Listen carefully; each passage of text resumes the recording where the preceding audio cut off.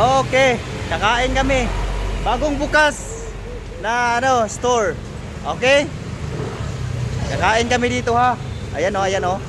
Ayan, gusto nyo palamig, mayroon tayo. Ang customer, oh.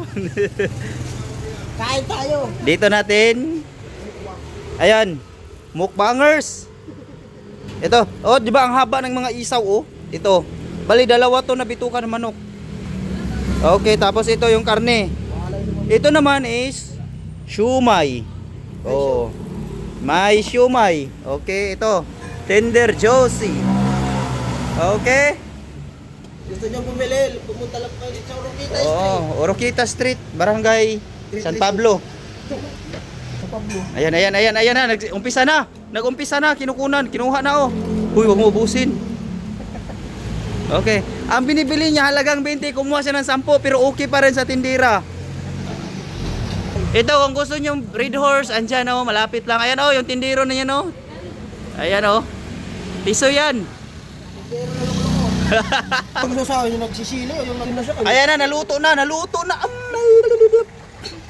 Sarap. Woohoo. Ah. Ilagay na natin siya sa tamang lagayan dito. Ayan, ang tamang lagayan, ang tamang paglagay. Tapos yung kanin ay isa. Ito pa yung mga sausawan, kalamansi, suka, tuyo. Oh, ano pa? Preboy. Mukbang. Di ba? Sarap. Oh. Oh, boy oh. Hindi ako makasubo nito. Aba. Tawa. Yay! Oh, tikmo niya. Eh, tropa namin mulmo kung... Siya daw magbabayad lahat oh. Oy, No. patay tayo dyan. Babayaran niya to.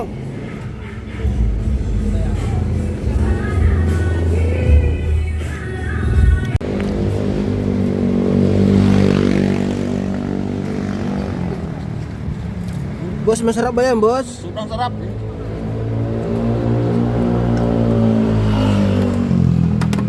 Parang natatakam ako sa inyo. Sobrang kumain. Wala, ang tindiran, naubusan na, hindi na makakain. Okay na boy, salamat boy.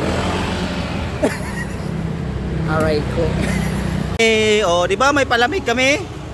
Kita nyo yan, ang mga palamig namin, masarap to. Yes, lemon. Okay. Tara. Woo! Sarap.